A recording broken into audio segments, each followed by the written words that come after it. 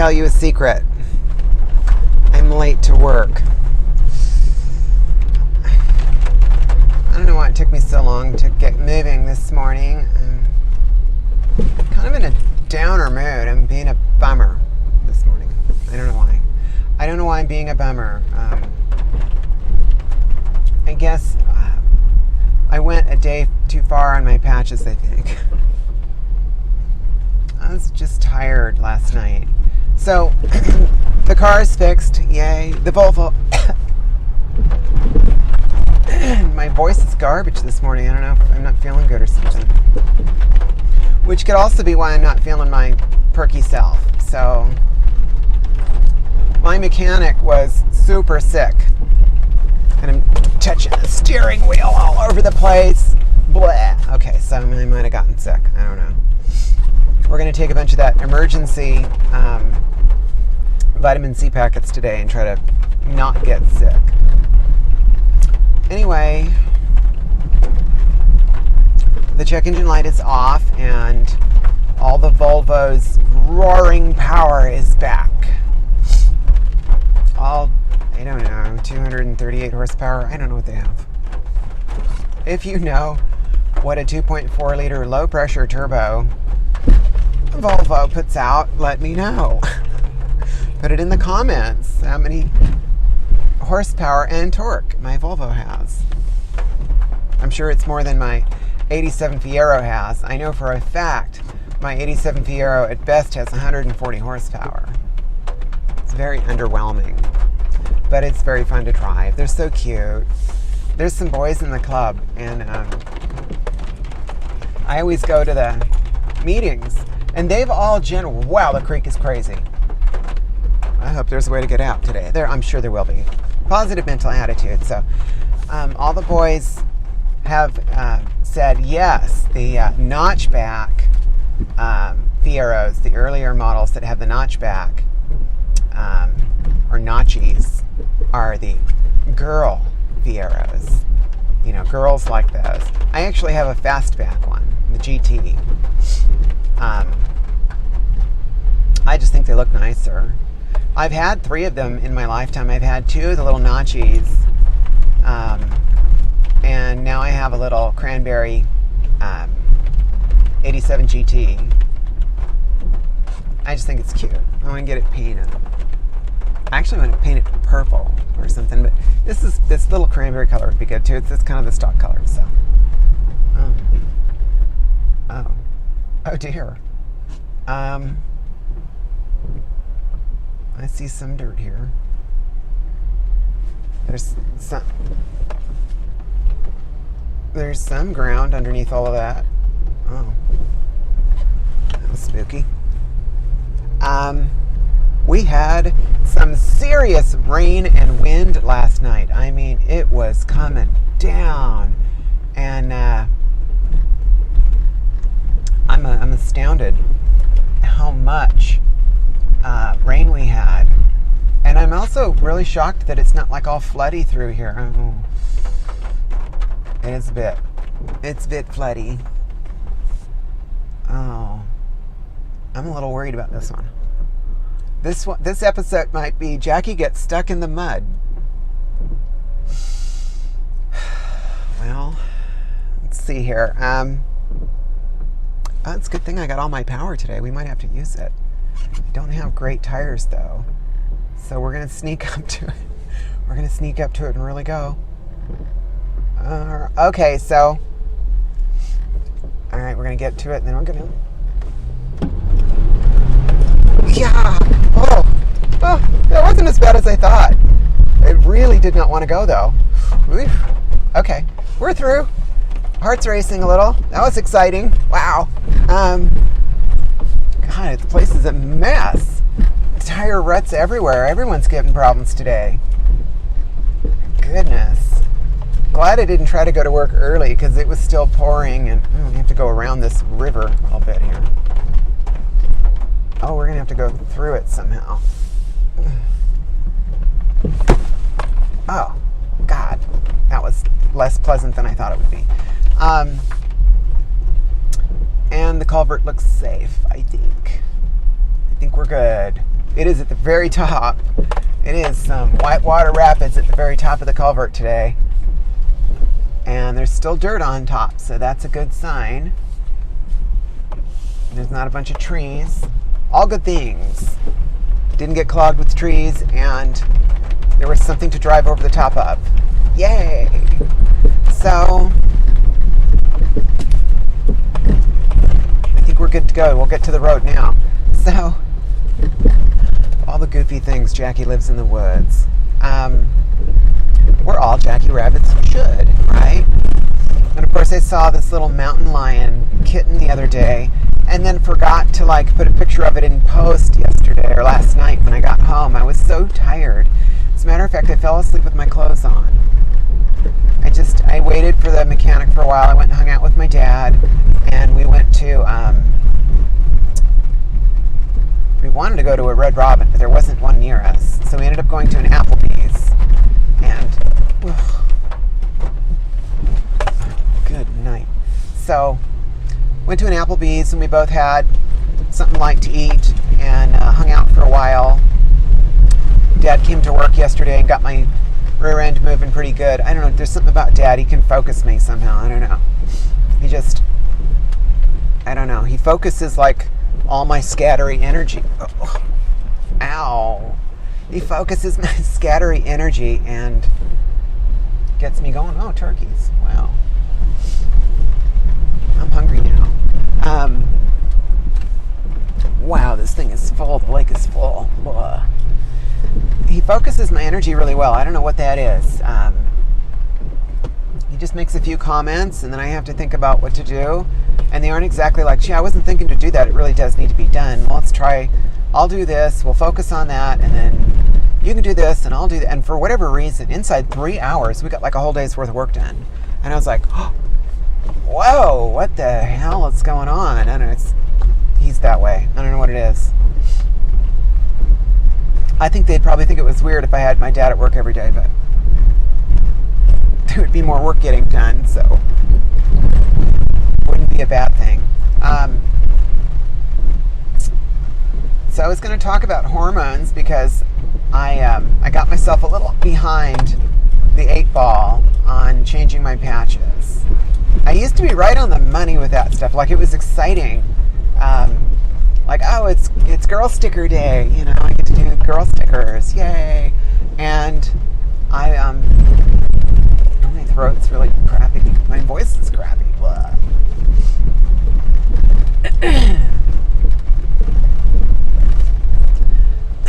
I used to really be excited about getting my patches on. And, it was always a reaffirming kind of, I'm on the pathway, I'm doing what I need to do, and it's good, this is part of the reminder of I'm transitioning. It's time. It's finally time, After all these years of struggling with myself and, hiding from it. Here I am, here I'm going. So it's good. So sticker day was always, exciting for me. And I thought, oh, this is great. I wouldn't miss it for the world. And I don't know, I'm a little over 2 years at this point, and I really do think I'm getting a cold. Little over 2 years at this point, and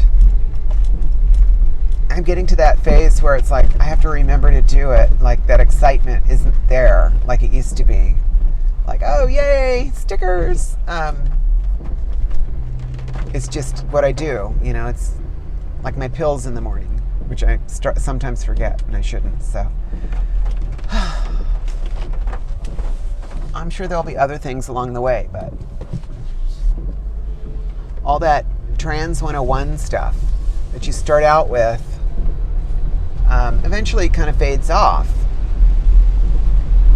All the things that are the most important to you initially, telling everyone what your dosage is, and making sure that you tell everybody, oh, I'm growing some breasts, Lovely. All the, 4 and 5 year trans girls would all acknowledge me and then kind of roll their eyes a little yeah, Trans 101, that'll come and go. So I get that now. There's someone that I know, and she is cute as a button, and I'm not jealous, envious, I don't know. She joined one of my groups, and she's just cute and young and lively, up to no good on a regular basis. I find myself kind of mothering her a little bit. It's like all my friends were calling me Mama Bear for a while because I was just kind of mothering everybody. It's just in my, I don't know, it's inside me to do so. And it still really is. I haven't been exposed to a ton of people lately. I've been on my own, doing my own thing for a little bit. And so I haven't been going to group as much. I haven't been going and checking out the forums I normally do and talking. So I've just been busy and doing some of my own things. But the mama bear is definitely there. And with this girl, it kicks in hard because I want her to stop drinking. I want her to focus on, improving herself and her life. Life goes by very, very quickly. And she's a fantastic chef. She's got a talent. And I'd like to see her do something with it, So, Mama Bear kicks in and wants to, mother this little girl. And, in some ways I'm probably seeing myself a little and being, I don't know, wishing a little that I had the guts to get it done earlier. But I think we all do, don't we? All of us who decide to kick in transition, between 40 and 60, we all say the same thing at one point or another. Oh, if we'd only just, gotten off the horse a lot sooner. Well, for whatever reason, that wasn't the way things went, right? So don't kick yourself. I'm not kicking myself. Yeah, it's a lovely thought, but at the same time, the things I would have done and the way things would have been, it would have been a very different experience. And for me personally, now is the time. This is the time to be at this phase of my life. My insurance covers it. I live in a place where it's safe to do so, and now is when it's happening. So this is it. This is what we're doing. Yeah, I'm a little old. Yeah, I'm a little wrinkly. Yes, I have a chicken neck. But it doesn't make me any less female. So, but as a matter of fact, all of those things kind of help me blend in to a great degree. So, isn't that odd? Anyway, back to the hormone thing. So, a couple of years or more on HRT, not too much more, a little bit. And, there's definitely a lot of changes. And you don't see them.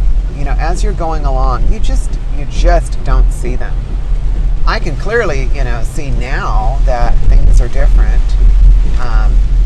Nothing magical or fast is going to happen. And it's just going to be a part of your life for forever, unless you decide you're just sick of hormones. I do know what it feels like not to have hormones, and it is a terrible feeling. So I will always have enough to make me feel okay. I might not need a lot, but I will take what I need so I'm feeling all right. Being postmenopausal is not fun. And I was for, a year or two, because all my junk was broken. And I was down really, really low on tea and feeling crummy, and I was in a bad mood and just all sorts of stuff.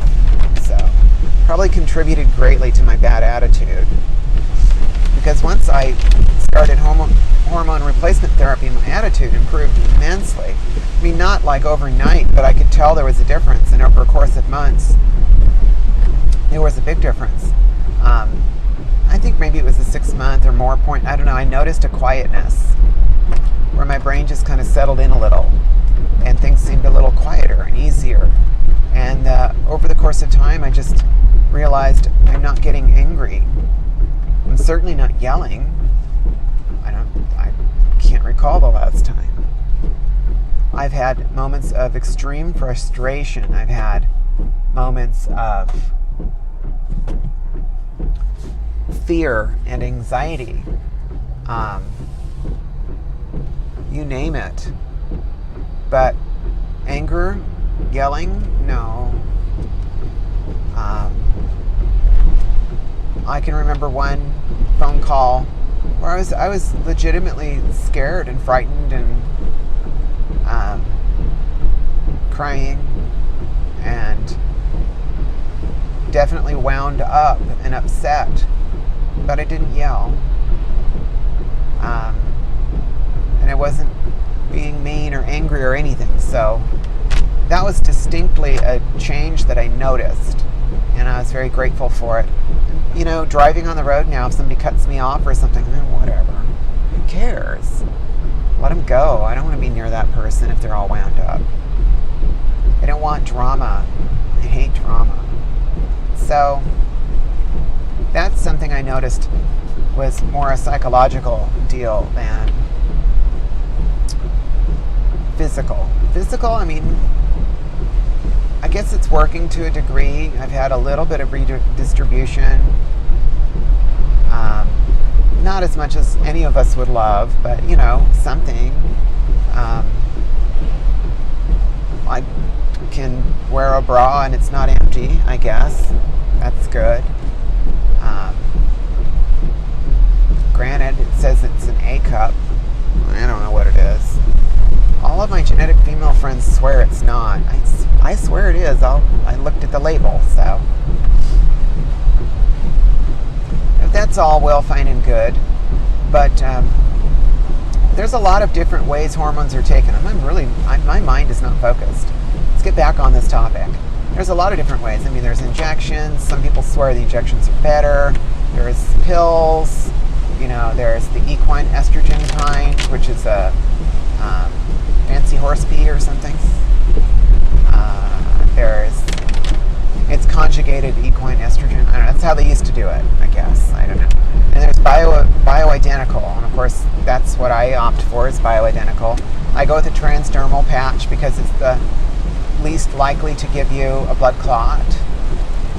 I've never had a blood clot before, but I actually have an IVC filter in my inferior vena cava from a motorcycle accident 15 years ago. And the funny thing was, they were supposed to take it out, I guess, and they didn't. And they put it in there because I was on my back and couldn't move for months.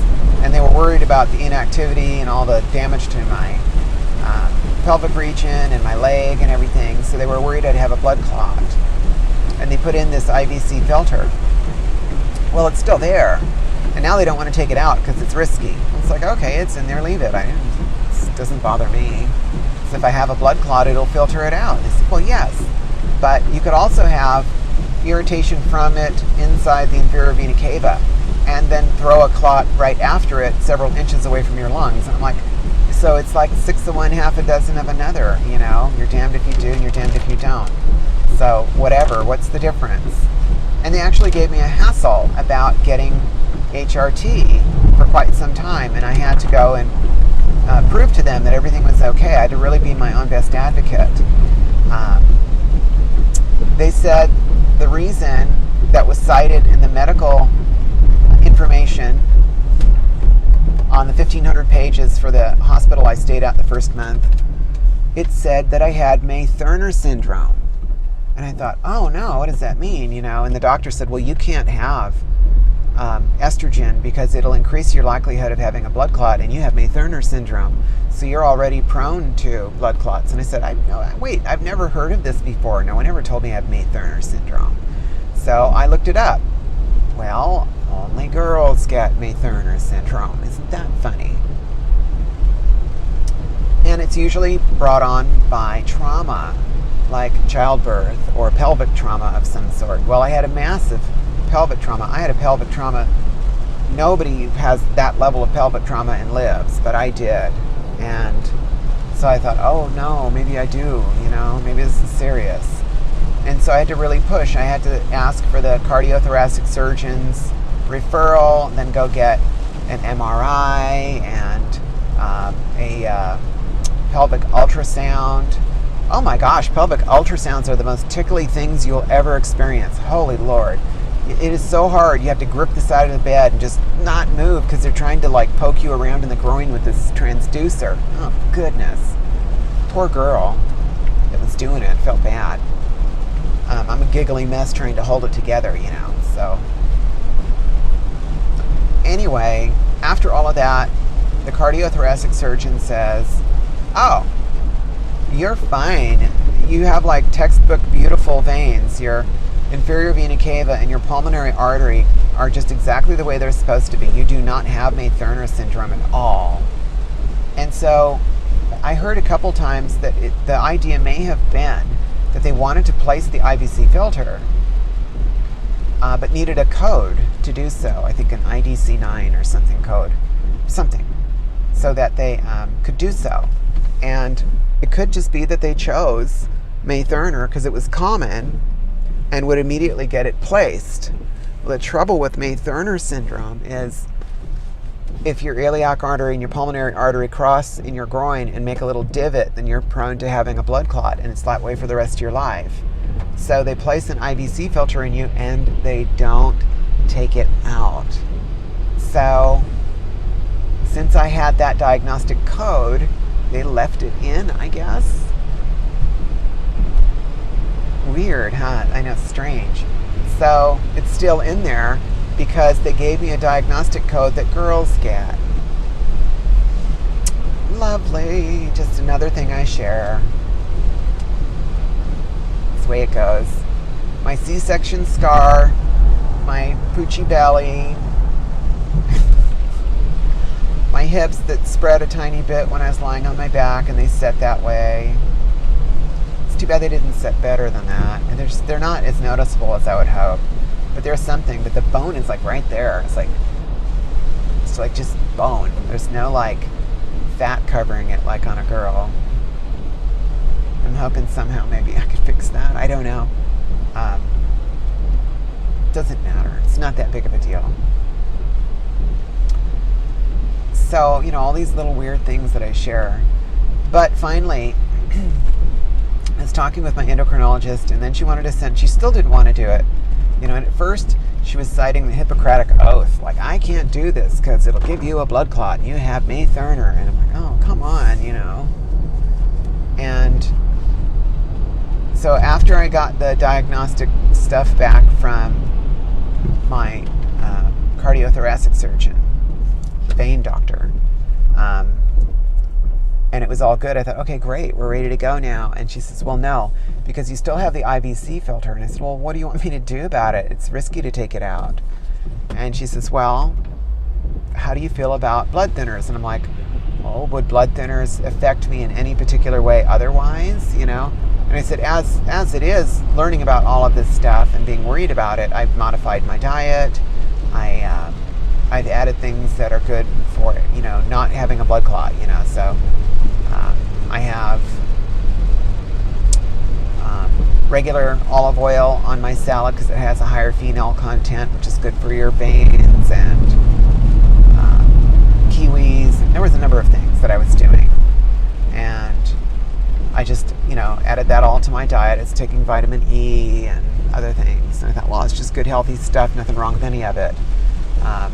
So if transition somehow, you know, is making me healthier, so be it. I've lost weight and, you know, I'm in a better frame of mind. There's lots of things that's going to help me. My doctor did say, though, and it's kind of a funny thing, early on, she said, you know, Jackie, statistically, by transitioning to female, you just extended your life. And I thought, wait, what does that mean? Well, she said, statistically, you may live longer now, you know. And I'm like, oh, well, that's kind of interesting. You know, the colon cancer kind of thing is much, much less prevalent and all sorts of things. It's like, oh, neat. So that was a plus. But finally, I agreed to the, you know, blood thinners because my endocrinologist sent me over to a blood doctor that I can't think of the name of, hematologist. And so I went to the hematologist dermatologist, and they explained, well, there's these kinds of things. I said, oh, I'm familiar with that one. I know someone who takes Coumadin, and you have to regulate it and go to the Coumadin clinic and stuff. And they said, well, there's this other one that's really easy, and you don't have to worry about having dark leafy greens. And I said, I eat a lot of salad, and I do really enjoy that, And it was, I think Xarelto or something. I don't know. All I know is they look like tiny little cat foods. They're a little weird triangle with tips on them. They remind me of like little Friskies cat foods, tiny little things. And they're simple. I mean, you don't have to do anything. There's no special run up to it. There's no monitoring. You just take the pill. The only bummer is there's not like an instant way to stop clotting. So, like if I was in a really horrible wreck or something, God forbid, I mean, I would just stop taking the medication, but it would take 3 days for it to get out of my system. So it would be really hard to clot enough to stop, a bad bleed. So there's risk involved. But it seems to me everything's fine. So that's what I do. It's very convenient, I can say that much. And I suppose if I was in a really bad wreck, and I was tore up that bad, it's highly likely it would do me in anyway. So, I don't know. Plenty of people take it, and plenty of people say it works just fine. And there's not a lot of cases where it shows that there's a big problem. So, life is risky. What are you going to do? So I'm not going to hide under a rock. I drive a car as safe as I could afford, in Volvo, so, and I do my best to, be diligent and try to be a good driver. I'm not fantastic, but I'm trying. Anyway, so finally after that, I did get the prescription for the estrogen, and I've been doing that ever since. And it all works out, except I've gotten to that part where I'm like a day, almost 2 days, and I felt all bummed out. I'm being a bummer this morning, I have my tweezers and I'm fixing my face, and I'm unhappy with the way my face looks, and I found a wrinkle on my lip, and it's like, what's wrong with me today? I'm just like, I'm being a bummer. But overall, I would say the thing I noticed most trans girls are so focused on is hormones. Like, it's all about the hormones. Honestly, it's kind of all about everything else. Self-acceptance and working on yourself personally, your mental outlook, all of those things. Certainly the lack of testosterone and the addition of estrogen is helpful. I certainly feel nicer, and the physical benefits are there. The changes are there. But it's not dramatic, and you don't have to freak out if your doctor says you need to go off for a month or something because of a surgery or whatever. It's not that big of a deal. Physical is not going to, you're not going to revert. It's like, what's there is there. It's not going to come off. You're not going to instantaneously masculinize. It doesn't work that way. So I'm not worried about those things for my surgeries coming up. It's like, I just don't have to worry about remembering stickers for a little bit. I'm more worried about the psychological aspect, so I don't get all bummery. So, I don't know. Anyway, that's today's topic. I don't know what else to say. I'm rattling on and on, I know. I'm boring today. Nobody's going to want to watch this one. It's boring. Yesterday I was all goofy and cheerful, and today I'm wah, wah, wah. Oh well. We all have those days. So I have group this afternoon, and it's a potluck. So I got to think to what to bring to potluck tonight. So that'll be interesting. Take care of yourself, and know that we all have ups and downs. And there are good days, there are bad days. And on the bad days when you struggle, there are places you can get support. There are people you can talk to. your therapist being a great start. If you don't have a therapist, go find one. If you need to know where there's a therapist in your area, go to the transgenderpulse.com forum and look on their resources page. They have a therapist resource page that'll show you where gender therapists are in your area. I used it myself and absolutely loved the therapist I found. Also, if you're really bumming out and you need hardcore help, there are also suicide hotlines there.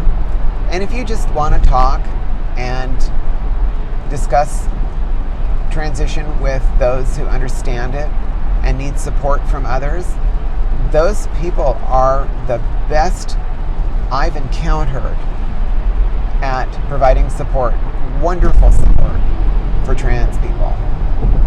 I could not recommend another place more highly. I just couldn't. So use that resource. Your local LGBT center probably also has a meeting for trans people, and may actually have counselors there as well. I know my uncle used to be a counselor at the LGBT center that I go to. So take care of yourself. Know that I care deeply, and I'm going through it with you. Every day is a new process in the journey. Just keep going one day at a time. That's all it's required of any of us. Do your best. Know that I care, and it's all going to work out. I'll see you later. Till next time, bye. Oh, I'm supposed to remind you.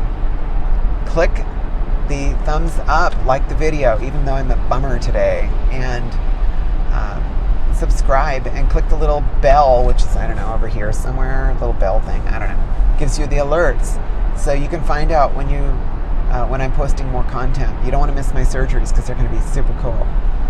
Anyway, take care. I'll see you later. Bye.